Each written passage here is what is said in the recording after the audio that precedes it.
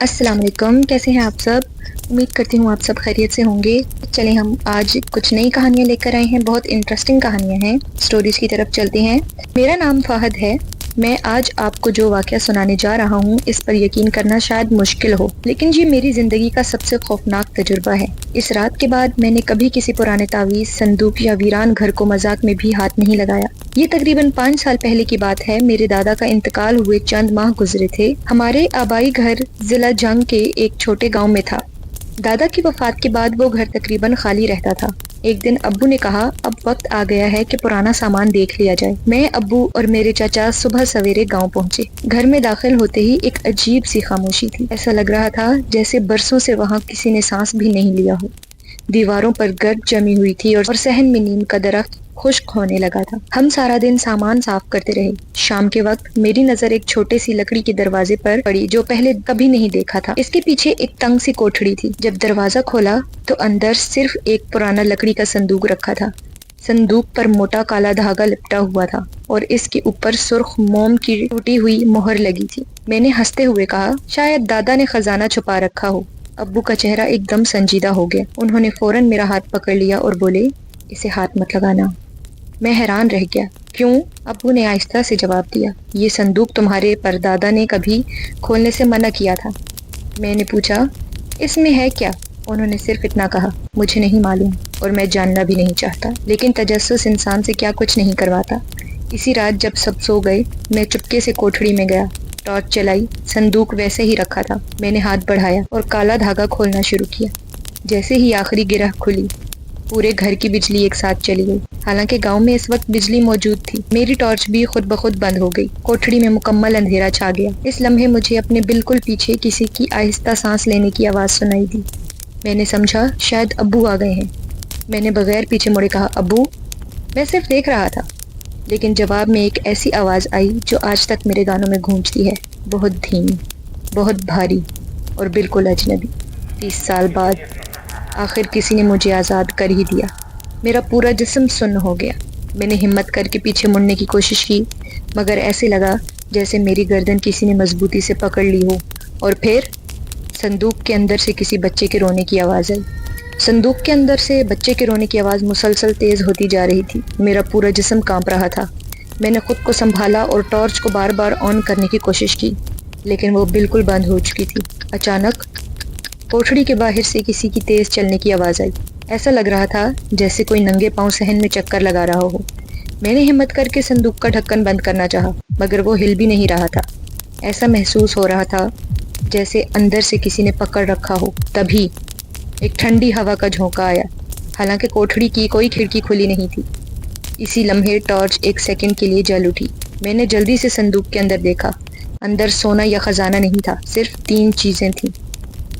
ایک پرانے کپڑے میں لپٹا ہوا تعویذ، کالے دھاگے کی ایک گانٹھ اور ایک زرد کاغذ جس پر سیاہی تقریباً مٹ چکی تھی۔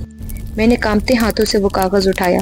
اس پر صرف چند الفاظ صاف پڑھے جا رہے تھے جو شاید صندوق، سورج، پہلے، بند تھے۔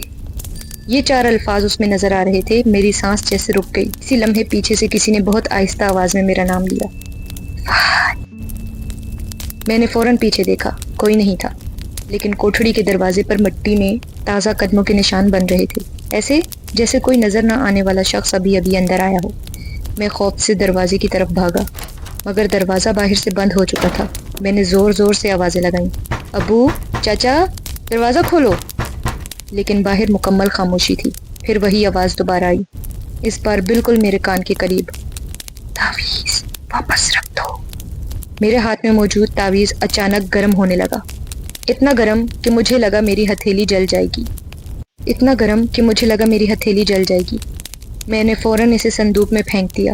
جیسے ہی تعویذ اندر گرا، بچے کے رونے کی آواز بند ہو گئی، لیکن اس کی جگہ ایک بوڑھے آدمی کی ہلکی سی ہنسی سنائی دی۔ وہ ہنسی نہ بہت اونچی تھی نہ بہت دھیمی، مگر اس میں ایسی سرد مہری تھی کہ میرے جسم میں کپ کپی دوڑ گئی۔ اچانک دروازہ خود بخود کھل گیا۔ میں پوری طاقت سے باہر بھاگا۔ صحن میں پہنچ کر دیکھا تو ابو اور چچا چارپائی پر گہری نیند سو رہے تھے۔ میں نے انہیں ہلایا، جھنجھوڑا، مگر وہ جاگ ہی نہیں رہے تھے۔ ایسا لگ رہا تھا کہ جیسے کسی نے انہیں بے ہوش کر دیا ہو۔ میں نے گھبرا کر موبائل نکالا، وقت دیکھا، رات کے صرف 12:17 تھے، حالانکہ مجھے کوٹھڑی میں گئے کم از کم 2 گھنٹے ہو چکے تھے۔ اسی لمحے گھر کے پچھلے حصے میں ایک زوردار آواز آئی۔ میں نے ڈر کے مارے ادھر دیکھا۔ کوٹھڑی کا دروازہ دوبارہ بند ہو چکا تھا اور اس کے پیچھے سے کالا دھواں آہستہ آہستہ باہر نکل رہا تھا۔ اس دھوئیں کے اندر مجھے چند لمحوں کے لیے ایک لمبا سا سایہ نظر آیا اور پھر وہ غائب ہو گیا۔ اس رات کے بعد میری ہمت نہیں ہوئی کہ دوبارہ اس کوٹھڑی کے قریب بھی جاؤں۔ میں نے کسی کو نہیں بتایا کہ میں نے صندوق کھولا تھا۔ شاید یہ سب میرا وہم ہو۔ اگلی صبح فجر کے وقت میری آنکھ کھل گئی۔ صحن میں ابو بیٹھے چائے پی رہے تھے۔ جیسے ہی میں ان کے پاس گیا، انہوں نے میری طرف دیکھا اور پوچھا، رات کو تم کوٹھڑی میں گئے تھے؟ میرے دل کی دھڑکن تیز ہو گئی۔ میں نے آہستہ سے کہا، جی، بس ایسے ہی دیکھنے چلا گیا تھا۔ ابو نے کچھ دیر خاموشی اختیار کی اور کہنے لگے، تمہارے دادا نے زندگی میں کبھی وہ صندوق نہیں کھولا۔ وہ ہمیشہ کہتے تھے کہ کچھ چیزوں کو چھیڑنا نہیں چاہیے۔ میں نے مزید کچھ نہیں پوچھا۔ ناشتہ کرنے کے بعد میں دادا کے کمرے کی صفائی کرنے لگا۔ الماری میں کپڑوں کے نیچے ایک پرانی کاپی پڑی تھی۔ میں نے اسے کھولا۔ شروع کے چند صفحوں پر روزمرہ کے حساب لکھے ہوئے تھے، لیکن درمیان میں ایک صفحے پر بڑے حروف میں لکھا تھا، اگر کوئی یہ کاپی پڑھ رہا ہے تو ایک بات یاد رکھنا، کوٹھڑی والے صندوق کو کبھی نہ کھولنا۔ میرے ہاتھ رک گئے۔ میں نے آگے پڑھنا شروع کیا۔ دادا نے لکھا تھا، یہ صندوق ہمارے خاندان کا نہیں ہے۔ کئی سال پہلے ایک شخص اسے ہمارے گھر چھوڑ گیا تھا۔ اس نے کہا تھا کہ جب تک اس پر کالا دھاگا بندھا رہے گا، سب خیریت رہے گی۔ میں یہ پڑھ ہی رہا تھا کہ چچا نے آواز دی، فہد، ذرا باہر آؤ۔ میں جلدی سے کاپی بند کر کے باہر آیا۔ چچا کے ہاتھ میں ایک پرانا فوٹو البم تھا۔ انہوں نے ایک تصویر نکال کر مجھے دی۔ یہ دیکھو۔ تصویر میں میرے دادا ایک اجنبی آدمی کے ساتھ کھڑے تھے۔ میں نے پوچھا، یہ کون ہے؟ چچا نے جواب دیا، اس آدمی کو گاؤں والے تعویذ لکھنے والا کہتے تھے۔ ایک دن اچانک وہ غائب ہو گیا۔ اس کے بعد کسی نے اسے نہیں دیکھا۔ میں نے تصویر غور سے دیکھی۔ پتہ نہیں کیوں، مگر مجھے اس آدمی کا چہرہ جانا پہچانا لگا، جیسے میں اسے کہیں دیکھ چکا ہوں۔ اچانک مجھے یاد آیا، صندوق کے اندر جو زرد کاغذ تھا، اس پر بنے دستخط اس آدمی کے نام سے ملتے جلتے تھے۔ میرے جسم میں ایک سرد لہر دوڑی۔ میں نے فوراً اندر جا کر وہ کاغذ دوبارہ دیکھنے کا فیصلہ کیا، لیکن جب میں کوٹھڑی کے دروازے کے اندر پہنچا تو دیکھا دروازے پر پھر سے کالا دھاگا بندھا ہوا تھا، حالانکہ رات کو میں خود اسے کھول کر زمین پر پھینک کے گیا تھا۔ میں چند لمحے وہیں کھڑا رہا۔ میرے ذہن میں صرف ایک سوال تھا، وہ دھاگا دوبارہ کس نے باندھا؟ میں کچھ دیر تک دروازے کو دیکھتا رہا۔ میں نے سوچا، شاید ابو یا چاچا نے باندھا ہو۔ میں نے جا کر ابو سے پوچھا، آپ نے کوٹھڑی کے دروازے پر کالا دھاگا باندھا ہے؟ انہوں نے حیرت سے میری طرف دیکھا۔ نہیں، کیوں؟ میں نے بات بدل دی۔ ایسے ہی پوچھ رہا تھا۔ پھر میں چچا کے پاس گیا۔ انہوں نے بھی صاف انکار کر دیا۔ اب میرے ذہن میں عجیب عجیب خیالات آنے لگے، لیکن میں خود کو یہی سمجھاتا رہا کہ شاید مجھے غلط یاد ہو۔ شام کے وقت ہمارے پڑوس میں رہنے والے ایک بزرگ رشید چچا گھر آئے۔ ان کی عمر تقریباً 70 سال تھی اور وہ ہمارے دادا کے بہت اچھے دوست تھے۔ باتوں باتوں میں انہوں نے اچانک پوچھا، تم لوگوں نے وہ پرانی کوٹھڑی تو نہیں کھولی؟ ابو خاموش ہو گئے۔ میں نے ان کے چہرے کی طرف دیکھا۔ ایسے لگ رہا تھا جیسے وہ اس سوال سے بچنا چاہتے ہوں۔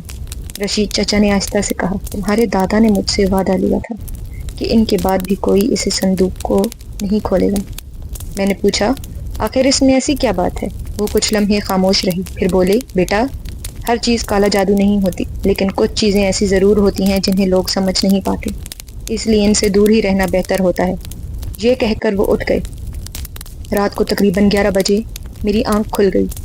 مجھے لگا جیسے صحن میں کوئی آہستہ آہستہ چل رہا ہو۔ میں نے کھڑکی سے باہر دیکھا۔ صحن خالی تھا، لیکن نیم کے درخت کے نیچے کسی نے ایک چھوٹی سی لالٹین رکھ دی تھی۔ مجھے یقین تھا کہ شام تک وہاں کچھ بھی نہیں تھا۔ میں نے ابو کو جگانے کا سوچا، لیکن پھر خود ہی باہر چلا گیا۔ جیسے ہی میں درخت کے قریب پہنچا، دیکھا کہ لالٹین بجھی ہوئی ہے۔ اس کے ساتھ ایک پرانا لفافہ رکھا ہے۔ لفافے پر صرف ایک جملہ لکھا تھا، صندوق کو دوبارہ بند کر دو، ورنہ دیر ہو جائے گی۔ نہ کوئی نام، نہ کوئی پتہ۔ میں نے فوراً ارد گرد دیکھا۔ گلی بالکل سنسان تھی۔ میں لفافہ ہاتھ میں لے کر اندر آیا۔ ابو اور چچا دونوں سو رہے تھے۔ میں نے لفافہ کھولا۔ اندر صرف ایک پرانی تصویر تھی اور اس تصویر کو دیکھتے ہی میرے ہاتھ کانپنے لگے۔ اس میں ہمارے گھر کی یہی کوٹھڑی تھی، لیکن تصویر کے نیچے تاریخ لکھی تھی 1989، اور دروازے کے سامنے کھڑا آدمی بالکل میری طرح دکھائی دے رہا تھا۔ میں کافی دیر تک اس تصویر کو دیکھتا رہا، بار بار یہی سوچتا رہا کہ یہ صرف اتفاق ہو سکتا ہے۔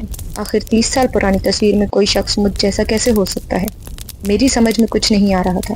میں نے وہ تصویر اپنی جیب میں رکھ لی اور کسی کو کچھ نہیں بتایا۔ اگلے دن میں گاؤں کی پرانی مسجد کے امام صاحب سے ملنے گیا۔ وہ کافی عمر رسیدہ تھے اور برسوں سے گاؤں میں رہ رہے تھے۔ میں نے ان سے سیدھا صندوق کا ذکر نہیں کیا، صرف اتنا پوچھا، امام صاحب کیا آپ ہمارے دادا کو جانتے تھے؟ وہ مسکرائے، ہاں بہت اچھے انسان تھے۔ میں نے پوچھا، کیا کبھی ان کے گھر میں کسی صندوق یا امانت کی بات ہوئی تھی؟ ان کی مسکراہٹ اچانک ختم ہو گئی۔ انہوں نے چند لمحے میری طرف دیکھا، پھر بولے، یہ سوال تم نے کیوں کیا؟ میں نے بات ٹال دی، بس ایسے ہی پوچھ لیا۔ امام صاحب نے آہستہ سے کہا، بیٹا، بعض امانتیں انسان خوشی سے نہیں رکھتا، مجبوری سے رکھنی پڑتی ہیں۔ یہ کہہ کر وہ خاموش ہو گئے۔ واپس آتے ہوئے میرے ذہن میں صرف ایک ہی سوال تھا، آخر وہ صندوق ہمارے گھر کیوں رکھا گیا تھا؟ گھر پہنچا تو دیکھا ابو پریشان بیٹھے تھے۔ انہوں نے کہا، رشید چچا صبح سے نظر نہیں آ رہے، ان کے گھر والے ڈھونڈ رہے ہیں۔ میں فوراً ان کے گھر چلا گیا۔ ان کا کمرہ کھلا ہوا تھا، بستر ویسے ہی تھا، چشمہ میز پر رکھا تھا، مگر وہ خود کہیں نہیں تھے۔ ان کے بیٹے نے بتایا، رات سونے سے پہلے وہ بار بار یہی کہہ رہے تھے کہ فہد کو صندوق سے دور رکھنا۔ یہ سن کر میرے رونگٹے کھڑے ہو گئے۔ میں نے کسی کو نہیں بتایا تھا کہ میں صندوق کھول چکا ہوں۔ شام کو میں صحن میں بیٹھا تھا اور اچانک میری نظر کوٹھڑی کی طرف گئی۔ دروازہ بند تھا، لیکن اس کے نیچے سے ایک کاغذ آہستہ آہستہ باہر سرک رہا تھا۔ ہوا بالکل نہیں چل رہی تھی۔ میں آہستہ سے آگے بڑھا، کاغذ اٹھایا۔ اس پر صرف ایک جملہ لکھا تھا، صرف تم ہی اسے واپس بند کر سکتے ہو۔ میں نے فوراً دروازہ کھولا۔ اندر ہر چیز اپنی جگہ موجود تھی، صندوق بھی، کالا دھاگا بھی، لیکن ایک چیز غائب تھی، دادا کی وہ پرانی کاپی جو میں نے خود الماری میں واپس رکھی تھی۔ میں نے فوراً پورے گھر میں ڈائری ڈھونڈنی شروع کر دی، لیکن وہ کہیں نہیں ملی۔ اس رات مجھے بالکل نیند نہیں آئی۔ اگلی صبح رشید چچا کے بیٹے کا فون آیا، ابو مل گئے ہیں۔ میں نے سکون کا سانس لیا اور فوراً ان کے گھر پہنچ گیا۔ رشید چچا بہت کمزور لگ رہے تھے، وہ خاموشی سے چارپائی پر بیٹھے تھے۔ مجھے دیکھتے ہی بولے، فہد، تم نے صندوق کھول دیا تھا نا؟ میں نے پہلی بار سچ بتا دی۔ جی چچا، مجھ سے غلطی ہو گئی۔ انہوں نے افسوس سے سر ہلایا، یہی غلطی تمہارے دادا نے بھی جوانی میں کی تھی۔ میں حیران رہ گیا، دادا نے؟ انہوں نے کہا، ہاں، لیکن انہوں نے فوراً ایک بزرگ سے مشورہ لیا۔ بزرگ نے کہا کہ صندوق میں کوئی خزانہ نہیں، بلکہ ایک ایسے شخص کی چیزیں ہیں جو لوگوں کو تعویذ دے کر ڈراتا تھا اور ان سے پیسے لیتا تھا۔ جب وہ مر گیا تو گاؤں والوں نے اس کا سامان جلانے کے بجائے ایک صندوق میں بند کر دیا تاکہ کوئی دوبارہ ان چیزوں کو استعمال نہ کرے۔ میں خاموشی سے سنتا رہا۔ رشید چچا نے مزید کہا، تمہارے دادا نے اس صندوق کو اس لیے بند رکھا کہ کسی کے دل میں دوبارہ اس کے بارے میں تجسس پیدا نہ ہو۔ میں نے پوچھا، پھر میرے ساتھ یہ سب کیوں ہوا؟